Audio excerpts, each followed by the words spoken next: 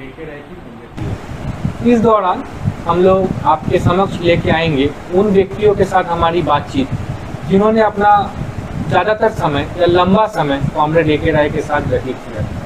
देखिए, comrade A K. राय का शख्सियत, उनका व्यक्तित्व ऐसा रहा है कि वो कोई परिचय के मोहताज नहीं है, लेकिन फिर भी हम लोग चाहते हैं कि कुछ बातें जो कॉमरेड ए.के. राय के बारे में आम जनता, आम नागरिक नहीं जानते हैं, वो बातों को हम लोग आपके समक्ष रखें। तो आज हमारे साथ उपस्थित हैं हिमांशु मंडल जी, जो बहुत लंबे समय तक कॉमरेड ए.के. राय के साथ हाथ मिलाकर चलते रहे। तो सबसे पहले हिमांशु जी, मैं आपसे पूछना चाहूंगा कि कॉमरेड ए.के. राय के साथ आपका परिचय कब, कैसे हुआ? मेरा परिचय 1972 में हुआ था। उस समय हम स्टूडेंट थे। 72 में हम स्टूडेंट थे, हायर सेकेंडरी ये किए थे, लेकिन 70 साल से ही हम राजनीति करते हैं, लेफ्ट राजनीति। मतलब जिस समय आपकी राय साहब से मुलाकात हुई, उस समय राय साहब ऑलरेडी एमएलए थे। हाँ, सिंदरी का एमएलए थे, और वो साराडला का किसान संग्राम समिति हम लोग किए थे साराडला में। और 73 में जब झारखंड मुक्ति मोर्चा का गठन हुआ, माने हर लड़ाई में ए.के. राय आते थे, परिचय वहीं पर था। और 73 में जब झारखंड मुक्ति मोर्चा का जब गठन हुआ तो उस मीटिंग में भी हम थे। जैसे हिमांशु जी, मैं आपसे पूछना चाहूंगा कि आपने कहा कि 1970 के दशक में आप स्टूडेंट थे। हाँ। तो उस समय एक स्टूडेंट विभिन्न राजनीतिक पॉलिटिशियन से मिलते जुलते हैं। हाँ। ए.के. राय का कौन सा ऐसा व्यक्तित्व था जिससे आप प्रभावित होके उनके साथ चलने लगे? हम लोग पहले सीपीआई के साथ थे, जो एमएलए थे आपका ये निर्मल चटर्जी, क्या नाम था उसका? निर्मल चटर्जी नहीं, अरे चटर्जी थे, आप ही का घर के सामने घर था उसका, चिन्मय मुखर्जी वो थोड़ा कर लीजिए। चिन्मय मुखर्जी के साथ हम लोग सीपीआई करते थे, क्योंकि मेरा दामोदरपुर सीपीआई करता था, हमारा जिस गांव में रहते थे, और वो आते थे। स्टूडेंट लाइफ में मेरा उसी से परिचय। उसके बाद एक बार स्टील गेट में हम लोग, माने यहाँ पर ये आपका हिंदुस्तान स्टील में एक जुलूस निकाले थे, उसका नेतृत्व दिए थे आपका माने वही आपका नाम तो भूल, चिन्मय मुखर्जी। हाँ, चिन्मय मुखर्जी। तो अच्छा, आप एक बात बताइए हिमांशुला, कॉमरेड ए.के. राय का व्यक्तित्व के बारे में मैंने आपसे पूछा कि हाँ। ऐसा क्या था उनमें जो आप उनके फॉलोअर बने? उसका फॉलोअर हम लोग यही इसीलिए बने क्योंकि 70 दशक का राजनीति जो हम लोग देखें स्टूडेंट लाइफ में, और कुछ आदमी से मिले जुले, उसमें हम लोग एक चीज़ विश्वास हो गया था, जब भारतवर्ष में चुनाव का जो प्रक्रिया है और इस व्यवस्था में कोई परिवर्तन होने वाला नहीं है, इस व्यवस्था में कोई परिवर्तन नहीं है, इसलिए व्यवस्था की परिवर्तन चाहिए। राय साहब जो तत्कालीन कम्युनिस्ट पार्टी जो थे उसमें रह करके भी उनका ये जो था कुछ माने अलग था। ये 1970 का दशक भारत की राजनीति पे मतलब वो हमेशा याद रहेगा, चाहे आप नेशनलाइजेशन की बात करिए कोलियरिस को, चाहे आप इमरजेंसी की बात करिए। तो इन सब समय में जब कोलियरिस को, जो पहले निजी के हाथों में था, उसको सरकार ने अपने हाथों में ले लिया, इस समय में क्या प्रतिक्रिया था धनबाद में जब कोलियरी नेशनलाइज होने लगा? धनबाद का प्रतिक्रिया जो था, हम एक किसान के बेटा हैं, हम सब्जी बेचे हैं, मेरा पिताजी सब्जी बेचता था हीरापुर हाटिया में। उस समय हम देखे हैं जो रंगबाज इतना ज़्यादा डेवलप कर गया था, माने छीन के खाने का, जो माने स्नेच करके लेने का, वो हम अपने आँख से देखे हैं। और उस समय एकमात्र विनोद बिहारी महतो थे जो कि इसका विरोध करते थे। उस समय हम लोग बहुत झमेले किया, जो आजकल अभी कांग्रेस का माने महान नेता बना हुआ है, वो लोग सब्जी कलेक्शन करता था ज़बरदस्ती हाटिया में छीन करके।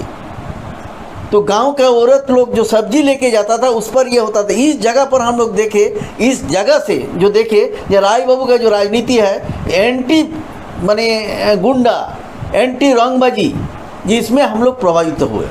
आप मुझे बताइए, कॉमरेड राय को मजदूरों का मसीहा क्यों कहा जाता है? मजदूरों का मसीहा इसीलिए कहा जाता है कि मजदूर का खाली श्रेणी संग्राम का बात उन्होंने नहीं बोला। मजदूर का मसीहा बोलने का कारण है जे राय बाबू जो मजदूर लोग को, जो एक्चुअल मार्क्सवाद के आधार पर मजदूर ही सर्वश्रेष्ठ है, मजदूर ही माने कार्ल मार्क्स के जो लाइन में मजदूर ही सर्वश्रेष्ठ है, जितना भी उत्पादन व्यवस्था है वो मजदूर छोड़ करके होता नहीं है। इस चीज़ को उन्होंने सामने रखा, और इसी चीज़ को सामने रखने के लिए जो उतना बढ़िया पोस्ट में, उतना माने हायर एजुकेटेड आदमी मजदूर के फेवर में बोलने गया और उनके बारे में सोचने गया, जिसमें उसको नौकरी छोड़ करके राजनीति में आना पड़ा। इसीलिए उसको मजदूर का मसीहा, ये मसीहा बोलता है। अब हम लोग बात कर रहे हैं झारखंड। झारखंड आंदोलन कोई एक दिन का क्रांति नहीं ना। था, एक दिन में झारखंड नहीं मिला ना। आपसे मैं सबसे पहले पूछना चाहूंगा कि झारखंड मुक्ति मोर्चा का गठन और उसमें कॉमरेड ए.के. राय की भूमिका, उसके पहले हम थोड़ा जाएंगे। बोलिए। झारखंड का इशू नया नहीं है, जयपाल सिंह मुंडा ने उठाया था। जयपाल सिंह मुंडा भी एक महान आदमी थे। हाँ। भारत का प्रथम ऑक्सफोर्ड यूनिवर्सिटी में लेक्चरशिप किया है, और उन्होंने झारखंड मुक्ति मोर्चा का गठन नहीं किया, झारखंड पार्टी का गठन किया था। एनी हॉरो भी उनके साथ थे। एनी हॉरो बाद में, लेकिन पहला था जयपाल सिंह मुंडा। जयपाल सिंह मुंडा बहुत बड़ा आंदोलन किया था, और बिहार का पहला चुनाव का राजनीति में बहुत बढ़िया सीट भी लिया था झारखंड से, माने बिहार से। उस समय तो झारखंड नहीं था, अविभाजित बिहार। हाँ, अविभाजित बिहार से। किंतु दुर्भाग्य की बात है, नेहरू का पॉलिटिक्स में वो प्रभावित हो करके नेहरू के साथ ज्वाइन किया, लेकिन ये उसका महानता जाएगा नहीं। वो संविधान सभा का मेंबर था, संविधान सभा का मेंबर, अंबेडकर के साथ संविधान सभा का मेंबर था। संविधान सभा से वो त्याग किया, कहे जानते हैं? वो बोला था कि आदिवासी को हरिजन का लिस्ट में लाओ, जिसका उन्होंने विरोध किया और वो निकल गया। वही आधारित झारखंड का जो था, उसको लेकर के आपका विनोद बिहारी महतो के साथ, श्रमिक आंदोलन के साथ, क्योंकि विनोद बिहारी महतो उस समय सीपीएम में थे। जी, सीपीएम में थे, इसीलिए उनके पार्टी के साथ होते हुए झारखंड उनके उसके आधार पर उन्होंने बातचीत शुरू किया, झारखंड में यह आंदोलन होना चाहिए। तो जब बातचीत शुरू किया तो धीरे धीरे बढ़ते गया तो 70 के दशक में ही लोक आलोचना होने लगा, और उसी बीच में कॉमरेड शिबू सोरेन, हम लोग कॉमरेड ही बोलते हैं उसको, वो आया था विनोद बाबू के पास, और विनोद बाबू से संपर्क होने के बाद उसके राय साहब से परिचय कराया। राय साहब से जब परिचय हुआ तो राय साहब उसको माने झारखंड आंदोलन करके, जेहेतु तो आदिवासी था, उसको झारखंड आंदोलन के लिए पाठ पढ़ाना शुरू किया। तो 73 में, पहला 73 में झारखंड का सम्मेलन हुआ। 73 के माने 4 फरवरी के पहले ही झारखंड मुक्ति मोर्चा का गठन हुआ, 73 में, विनोद बिहारी महतो का घर में, हीरापुर में। उस समय ए.के. राय थे, कॉमरेड एस.के. बॉक्सी थे, जो नहीं है अभी, और आपका विनोद बिहारी महतो था, और शिबू सोरेन था, शिवा महतो था, ये सब थे। मतलब कॉमरेड ए.के. राय की अहम भूमिका रही है झारखंड मुक्ति मोर्चा। झारखंड मुक्ति मोर्चा का गठन, मुक्ति मोर्चा का नामकरण ए.के. राय से ही निकला है। झारखंड मुक्ति मोर्चा नामकरण भी ए.के. राय से ही निकला है, जिसको सबने समर्थन किया, क्योंकि उस मीटिंग में मैं था। और 73 में झारखंड मुक्ति मोर्चा का प्रथम सम्मेलन पहले आपका गोप ग्राउंड में हुआ। जैसे आपने कहा कि झारखंड आंदोलन के 3 मूर्ति, कॉमरेड ए.के. राय, विनोद बिहारी महतो, शिबू सोरेन, इन लोगों के एकता से, इन लोगों के समर्थन से झारखंड मुक्ति मोर्चा का गठन हुआ। इन लोगों में दूरियां कब बढ़ने लगी? दूरियां बढ़ने लगी जब देखिए 77 में, 77 का चुनाव जो हुआ, आपका जेपी आंदोलन के बारे में तो सब जानते ही है। जेपी आंदोलन के समर्थक थे ए.के. राय। ए.के. राय जब जीता एमपी में, उस समय इन लोग का एक माने ये से आपका क्या बोलेंगे, 73 के बाद धान काटा आंदोलन टुंडी क्षेत्र में, दुमका में बहुत ज़बरदस्त ए.के. राय के ये आपका शिबू सोरेन के नेतृत्व में हुआ, बहुत ज़बरदस्त हुआ। मतलब हमको पूरा बोलने दी इसको, बहुत ज़्यादा आंदोलन हुआ। उस समय शिबू सोरेन माने एब्सकॉन्डेड होना पड़ा, जिस पीरियड में घटक दरगाह का मर्डर हुआ। ठीक है, 77 में चुनाव में वो लोग टुंडी से खड़ा हुआ, शिबू सोरेन भी और हमारा शक्ति महतो भी। शक्ति महतो माने हम लोग से था, और वो झारखंड मुक्ति मोर्चा थे। विनोद बिहारी महतो उस समय अलग हो गया। विनोद बिहारी महतो झारखंड मुक्ति मोर्चा से अलग हो गया, आपने शिबू सोरेन को अलग कर दिया, बोले झारखंड मुक्ति मोर्चा तुम्हारा नहीं है, हमारा है। उस समय शिबू सोरेन अलग से माने झारखंड मुक्ति मोर्चा से नहीं, वो अलग से खड़ा हुआ था टुंडी में, वो हार गया। 77 में हारने के बाद फिर आया, फिर समझौता हुआ, फिर समझौता होकर के बोला चलेंगे साथ में। लेकिन उस पीरियड में शिबू सोरेन को कांग्रेस के ज्ञान रंजन ने उनको मैंने हैजक किया और उसको जेल जाने के डर से उसको सरेंडर कराया और बोला जो तुम कांग्रेस में ज्वाइन करो तो तुम्हारा साझा नहीं होगा। उसका फायदा शिबू सोरेन उठाया और जिसके बाद झारखंड मुक्ति ये जो है विनोद महतो, ये विनोद बिहारी महतो के नेतृत्व में, एके राय के नेतृत्व में, वो माने हम लोग कभी उसको अलग नहीं किया। एके राय विनोद बिहारी महतो उसको कभी अलग नहीं किया, वो अपने ही अलग हो गए, उनकी राह अपने ही अलग हो गया। जब उसमें आंदोलन होने लगा हम लोग को मैंने 77 के बाद जब मैंने एक में तो आके के फिर से ज्वाइन किया था, लेकिन ज़्यादा दिन तक चल नहीं पाया। उसके बाद शिबू सोरेन का पॉलिटिशियन हुआ सबसे ज़्यादा मैंने सूरज मंडल आने के बाद। सूरज मंडल ये नाम बहुत चर्चित। सूरज मंडल आने के बाद वो एंटी कम्युनिस्ट थे। हम उनसे एक बार बात करने के गया थे, बोलते कॉमरेड कॉमरेड हम लोग को मत बोलो, हम लोग का कॉमरेड नहीं है। हम लोग अभी MP बन गए, MLA बन गया। इसमें हमको बहुत गुस्सा लगा, उससे हम बात नहीं करते थे। आपका भी व्यक्तिगत परिचय शिबू सोरेन सूरज मंडल सबसे रहा हुआ। शिबू सोरेन के साथ शिबू सोरेन मेरा मैंने घर आए हैं, शिबू सोरेन से बहुत ज़्यादा परिचय था और पुराना नेता में हम लोग का घर में मोटा मोटी सभी आया है। गुरुदास चटर्जी भी हमारे घर आते थे। उसके पहले कुछ नाम है, नाम नहीं बोलेंगे, जो कलकत्ता से आ करके जिसके साथ हम लोग मैंने ये कराए, वो लोग भी हमारा घर आए हैं। आप छापने के पर हम नहीं बोलेंगे, नहीं तो हम ऐसे आपको व्यक्तिगत रूप से बोल सकते। मेरे बहुत आए हैं और मेरे साथ बहुत बैठा है। और जब मैंने ये चलता था इमरजेंसी में शेल्टर देने के लिए, इमरजेंसी में जब लोग जेल में थे तो कोई क्यों शेल्टर देने के लिए हम ही लोग का गांव में जहाँ तहाँ हम लोग रखते थे। अगर हम राय साहब की राजनीतिक सफर का बात करें तो कॉमरेड एके राय लगातार 5 चुनाव जीते हैं। 3 बार वो लगातार विधायक बने सिंदरी से। और 2 बार 77 में भी वो धनबाद से सांसद चुने गए, 80 में भी वो धनबाद से सांसद चुने गए। उन्हें पहली बार हार का सामना करना पड़ा 84 की इलेक्शन में, जब कांग्रेस को अपार बहुमत मिला। मुझे लगता है 400 से अधिक सीटें कांग्रेस को उस चुनाव में आई थी। उसके समय की बात थोड़ा बताइए। उसके समय तो पहला बात है जी इंदिरा गांधी का सिंपैथी था, और दूसरी बात है धनबाद में उस समय कांग्रेस का राजनीति जो करते थे वो माफिया का हाथ में था, और माफिया के साथ एके राय का लड़ाई शुरू से था। तो उस चुनाव में माफिया लोग क्या होता था, चुनाव में ज़्यादा पार्टिसिपेशन नहीं करता था पहले, लेकिन इंदिरा गांधी के बाद जो कांग्रेस का जो ये हुआ उसमें अस्तित्व का बचाव करने के लिए, क्योंकि वो लोग हार गया था 2 बार, और जीतने के लिए माफिया लोग पूरा जान लगा दिया था। खाली मैंने जान नहीं, पैसा ये लगा करके ये किया। और इंदिरा का सिंपल मैंने न्यूट्रल वोटर जो है वो ड्यू टू इंदिरा गांधी का ये से उन पर शिफ्ट हुआ।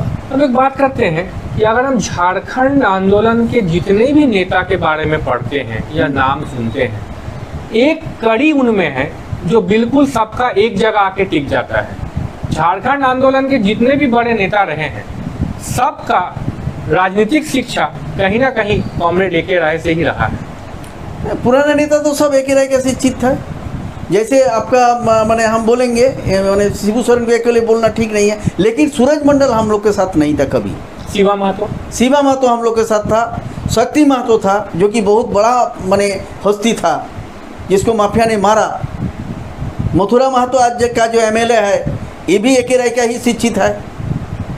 एक सवाल मैं पूछूं आपसे, बोलिए। जैसे झारखंड आंदोलन में 3 प्रमुख नाम उठ के आते हैं, कॉमरेड एके राय, विनोद बिहारी महतो, शिबू सोरेन। इन तीनों में नेतृत्व किनके हाथ में? एके राय के हाथ में था। इसमें तो बोलना होगा, देखिए क्षेत्र शब्द का जो बोलिएगा, क्षेत्रीयता का राजनीति विनोद बाबू के हाथ में था, और उसको पॉलिटिलाइज करने में एके राय का ये में था। तो पॉलिटिकल पर्सन जो था और राजनीति को जो समझता है वो एके राय के ये में था। उस समय तो कॉमरेड एके राय नेशनल फिगर रहे होंगे। हाँ। 77 से 90 दशक तक। हाँ। मतलब पार्लियामेंट में उनका बहुत चर्चा रहता था। क्योंकि वो बहुत अच्छे वक्ता थे। हाँ, बहुत अच्छा चर्चा रहता था, बहुत अच्छा चर्चा रहता था। अब एक सवाल पूछना चाह रहा हूँ मैं कि आज का जो युवा है, आज का जो जनरेशन है, कहीं ना कहीं वो कॉमरेड एके राय से मैंने नहीं जानता है कॉमरेड एके राय के बारे में। आपको ये नहीं लगता है कि झारखंड आंदोलन के जनक के रूप में हम अगर कॉमरेड ए.के. राय को रखें तो आज झारखंड बने हुए 25 साल हो गया, लेकिन कॉमरेड ए.के. राय को कोई सम्मान ना तो झारखंड सरकार से मिला, और सरकार किसी की भी रही हो, इन 25 सालों में सरकार किसी की भी रही हो, लेकिन कॉमरेड राय की इग्नोरेंस चलता ही आ रहा है। इसका कारण है, इसका कारण, पहला कारण है झारखंड आंदोलन जो ए.के. राय निकल जाने के बाद झारखंड मुक्ति मोर्चा जब इंडिपेंडेंट शिबू सोरेन के नेतृत्व में आ गया, उस समय ये लोग एंटी कम्युनिस्ट थे। ये लोग कम्युनिस्ट नहीं है, हम जोत के साथ बोल सकते हैं। आज के भी झारखंड मुक्ति मोर्चा जो है भले अलायंस करे कम्युनिस्ट लोग से, लेकिन ये लोग कम्युनिस्ट विरोधी है। कम्युनिस्ट के साथ चलने का ये लोग का प्रक्रिया नहीं है। ये लोग नेशनलिटी राजनीति को पकड़ा है और उसी के आधार पर नेशनलिटी राजनीति करने में सबसे ज़्यादा इफेक्टेड पीपुल जो यहाँ का ट्राइबल्स है और उसका नेतृत्व देने में ये लोग सक्षम हैं। इसीलिए ये लोग माने कम्युनिस्ट का ये ए.के. राय का जो ये सम्मान और ए.के. राय को प्रतिष्ठा का ये लोग मायने नहीं रखता ये लोग के सामने। लेकिन कहीं ना कहीं राय साहब को तो सम्मान मिलना चाहिए, मिलना चाहिए। वो तो हम लोग का जो डिमांड है, मिलना तो चाहिए ही, वो तो डिमांड है हम लोग का, मिलना ही चाहिए। लेकिन हम लोग तो पावर में नहीं है वैसा। आज जो हम लोग माले में विलय किया, इसमें हम लोग संतुष्ट नहीं है। आज ए.के. राय को राजनीति का ढोने का हिम्मत हम लोग में नहीं है, उनका आदर्श को लेकर के आगे बढ़ने का हिम्मत हम लोग नहीं है, इसलिए हम लोग माले के साथ गए हैं। Comrade A K. राय का और विनोद बाबू का रिश्ते के बारे में थोड़ा सा बताएं। वो लोग का रिश्ता बहुत बढ़िया था, अंत तक था, कभी खराब नहीं हुआ। विनोद बाबू का लास्ट जीवन तक वो ए.के. राय ने माना, और मैंने ये विनोद बाबू मानता था ए.के. राय को। कोई श्रमिक आंदोलन के लिए उसका समस्या के लिए विनोद बाबू के पास जाता था तो बोले ए.के. राय के पास जाओ जाओ, हम बोल देते हैं। वो कभी नहीं बोलता था हम चलो बात कर देते हैं, क्योंकि विनोद बाबू माने भीतर से कम्युनिस्ट थे, कम्युनिस्ट स्वावलंबी थे, वो कम्युनिस्ट विचारधारा से प्रभावित थे, और विचार तो थे नहीं, प्रभावित नहीं, एक्चुअल वो करने की कोशिश करते थे, चलने की कोशिश किए हैं। 91 के बाद कॉमरेड ए.के. राय कभी धनबाद से चुनाव नहीं जीत पाए। इस बारे में आप क्या कहते हैं, क्या क्या कारण था जो राय साहब कभी फिर जीत नहीं पाए? इसका कारण था झारखंड मुक्ति मोर्चा, एक तो बहुत बड़ा कारण। झारखंड मुक्ति मोर्चा से अलायंस भी नहीं हो पाया। जो आज क्या अभी का दिन में झारखंड मुक्ति मोर्चा का अलायंस माने हुआ है, ये बोलिएगा झारखंड मुक्ति मोर्चा का सुबुद्धि है। झारखंड मुक्ति मोर्चा कम्युनिस्ट के साथ माने बराबर अलग रहने का कोशिश किया, अलग हो करके वो ये करने की कोशिश किया। ये पहला कारण ये है। दूसरा कारण है उनके धनबाद का राजनीति में, धनबाद का पॉलिटिक्स में जातीयता राजनीति बहुत ज़्यादा था। श्रमिक लोग, कोलियारी के श्रमिक लोग को हम लोग अपने देखे हैं जो लड़ाई करने के लिए ए.के. राय के नेतृत्व में आता था, वोट के टाइम में अपना जातीयता का आधार पर वो लोग जाता था, जिसके कारण जीत नहीं पा रहा था। और माने ये जो है आपका 94 का चुनाव जो है, 94 में चुनाव नहीं हुआ, 91, 96, 98, 99 ना, जिसमें ये का रीता वर्मा का ये कौन साल में था? 91 में रीता वर्मा जीती, फिर 96 में जीती, फिर 98 में, फिर 99। तो 91 का पॉलिटिक्स में ये मैंने चुनाव में राय बाबू हारने का कारण तो हारा दिया था, हारा नहीं था। अच्छा। उसमें हम लोग जीता हुआ सीटों को हराया है।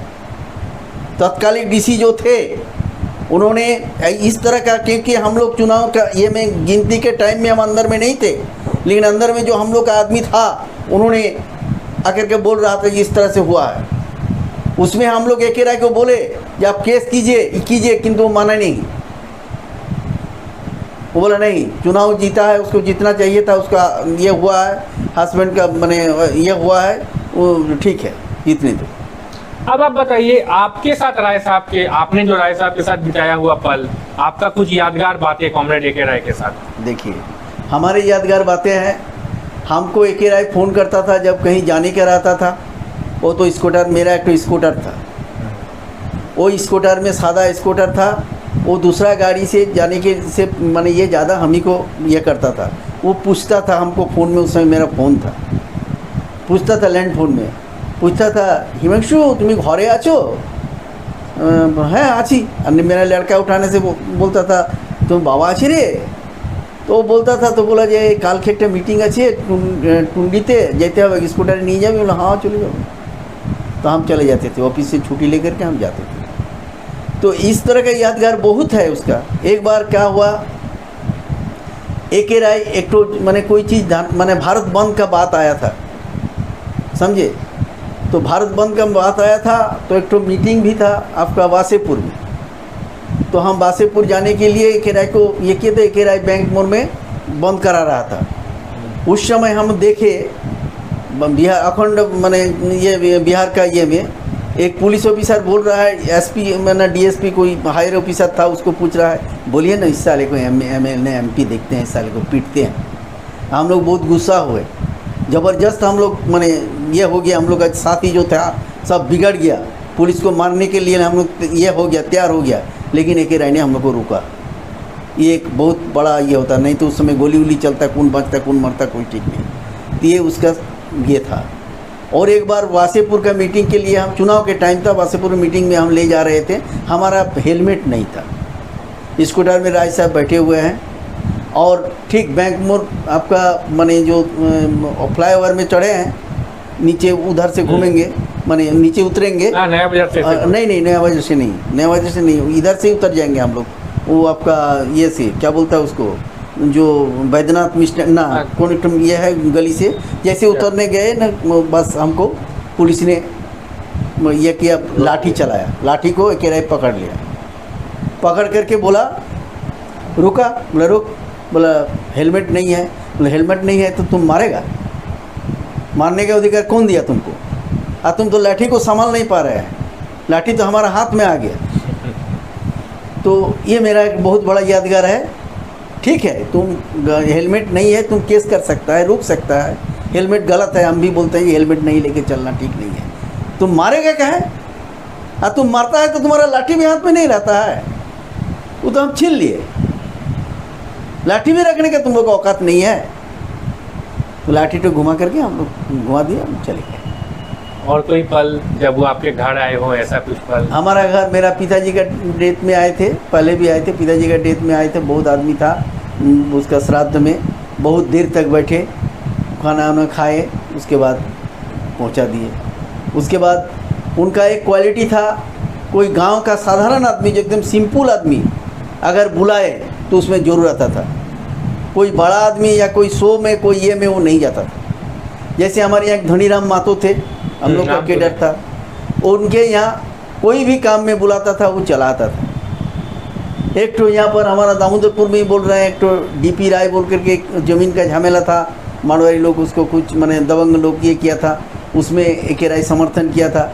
तो उसमें भी वो मैंने जब उनमें टू होता है ना, पूजा वूजा करता है तो बुलाते थे, राय साहब को बुलाया तो राय साहब चले आए। ये सब पल उनका था। दूसरी बात है, सबसे बड़ी बात है, कलकत्ता से जितना भी पॉलिटिशियन आता था, जो सेंसिटिव होता था, उसको मेरे घर भेजता था शेल्टर के लिए, रात काटने के लिए। ये एक बहुत बड़ी चीज़ है।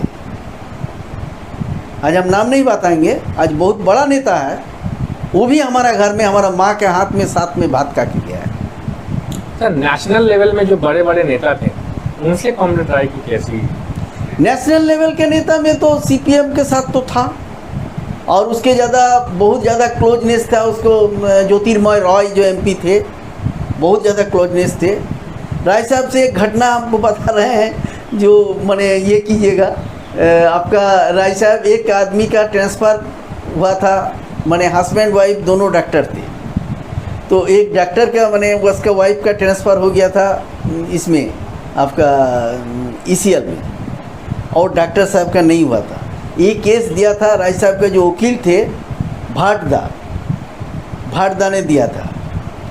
उस समय राजनारायण थे आपका हेल्थ मिनिस्टर थे ना, तो वो गया, एक तो बोला एप्लीकेशन दो, एप्लीकेशन ले जाए एमपी, उनके घर में गया, तो घर में गया तो उन्होंने उसको देखा, देख करके राय साहब को बोला, बच्चे आइए बैठिए, बोलता है राय साहब बोला हमको, जो बहुत हमको सम्मान किया, बैठाया, चाय पिलाइए, ये कीजिए वो किए, सब कुछ किया, कहने वहाँ क्या काम है लाइए, दिया तो उन्होंने क्या किया, पढ़ के देखा, बोला लिख दिया डॉक्टर पर अन्याय हो रहा है। तो उसको ला करके राय साहब हमको दिखलाया, ये देखिए।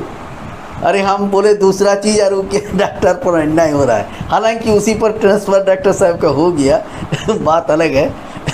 तो इस तरह का बात, ये सब पल बहुत अच्छा लगता था।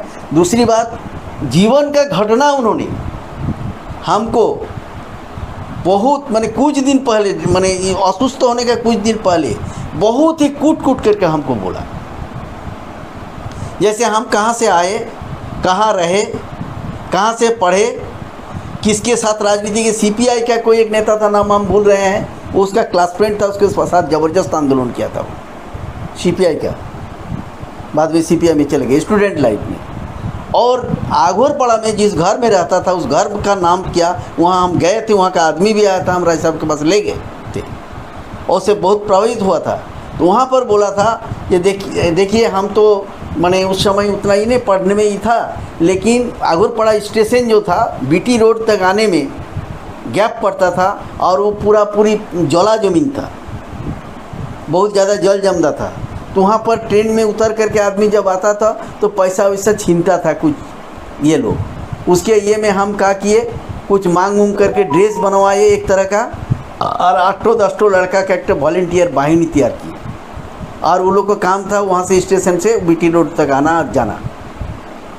उसमें वो चीज़ बंद हो गया। अब मैं आपसे पूछना चाहूँगा, जैसे झारखंड जब बना 2000 से, झारखंड का एक फॉर्मेशन कमेटी बना, लेकिन कॉमरेड ए.के. राय को ना ही किसी स्टैंडिंग कमेटी में रखा गया था, ना ही कोई फॉर्मेशन कमेटी में रखा गया था। उस समय ना तो एमपी थे ना वो एमएलए थे। तो ऐसा जो राय साहब का अनदेखी हुआ उस समय, तो मान लीजिए आप लोग के हिसाब से कॉमरेड ए.के. राय ही झारखंड आंदोलन के जनक जैसे थे। उस समय उनका क्या मतलब प्रतिक्रिया था जब उनको एकदम अलूफ कर दिया गया? पहला बात है, उस समय सेंट्रल का गवर्नमेंट था कम्युनिस्ट विरोधी, उसमें बीजेपी का गवर्नमेंट था 2000। बोलते रहना मैंने एकदम कम्युनिस्ट विरोधी था, जो कम्युनिस्ट वो लोग देखना नहीं मांगते थे। उस टाइम में झारखंड अलग हुआ, और झारखंड अलग होने के बाद झारखंड माने जो अधिकार चाहते थे वो तो अधिकार चाहने में रह गए, और वो राय साहब को तो बात दे करके ही वो लोग चला। तो कहाँ से आएगा ये चीज़? उन्होंने कभी कुछ नहीं बोला कि मैंने इतना कुछ किया, मुझे इसके बदले में? नहीं, कुछ नहीं बोला। वो अपने बारे में कुछ बोलता ही नहीं था। उन्होंने बोला हो गया, लड़ाई सक्सेस हुआ। एक चीज़ बोला, ये लड़ाई का जो है झारखंड जो हुआ, खाली राज मिला है, स्वाधीनता नहीं मिला है।